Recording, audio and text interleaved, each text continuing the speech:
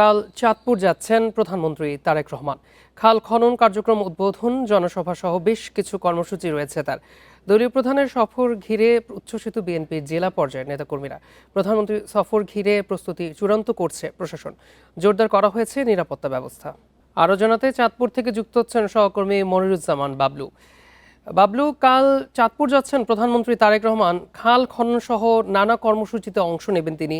এখন পর্যন্ত প্রস্তুতি কেমন দেখছেন এবং জানাবেন তার সফরকে কেন্দ্র করে কেমন নিরাপত্তা ব্যবস্থা নেওয়া হয়েছে?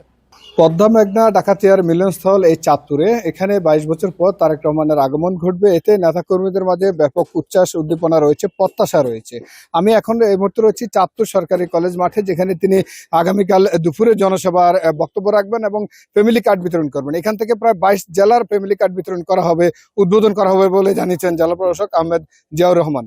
ভোগান্তি ভুলে চলে আসুন রিগালে। ওয়ারেন্টি সহ স্টাইলিশ কালেকশন নিয়ে রেডি রিগাল ফার্নিচার। আমরা কথা বলেছিলাম চাঁদপুরের এই 3 আসনের সংসদ সদস্য শেখ ফরিদ আহমেদ মানিক এবং চাঁদপুর 5 আসনের সংসদ সদস্য ইঞ্জিনিয়ার মমিনুল হকের সাথে। তারা বলছেন যে এই প্রধানমন্ত্রী আশাকে উপলক্ষে তাদের প্রত্যাশা এই চাঁদপুরে একটি ইপিজেড নদীমাতৃক এলাকা, এখানে রেলপথ এবং সড়ক পথেই রয়েছে। এখানে ইপিজেডের দাবি করা হবে এবং কর্মসংস্থানের জন্য, বেকারত্ব দূর করার জন্য ইপিজেডকে তারা বড় দাবি হিসেবে দেখছেন। এবং পাশাপাশি নদীভাঙ্গন রোড এবং চাঁদপুর কুমিল্লা মহাসড়ক 4 লেন সড়ক এবং রেলপথ, চাঁদপুর লাকসাম রেলপথে ডাবল লেন করণ সহ বিভিন্ন দাবির তারা উপস্থাপন করছেন। এবং চাঁদপুরের শাহরাস্তি উপজেলা একটি স্টেডিয়াম এবং চাঁদপুরের হাজীগঞ্জ এই উপজেলার জন্য বিদেশগামীদের জন্য একটি প্রশিক্ষণ সেন্টারের দাবি জানাবেন বলে আমাদেরকে জানিয়েছেন।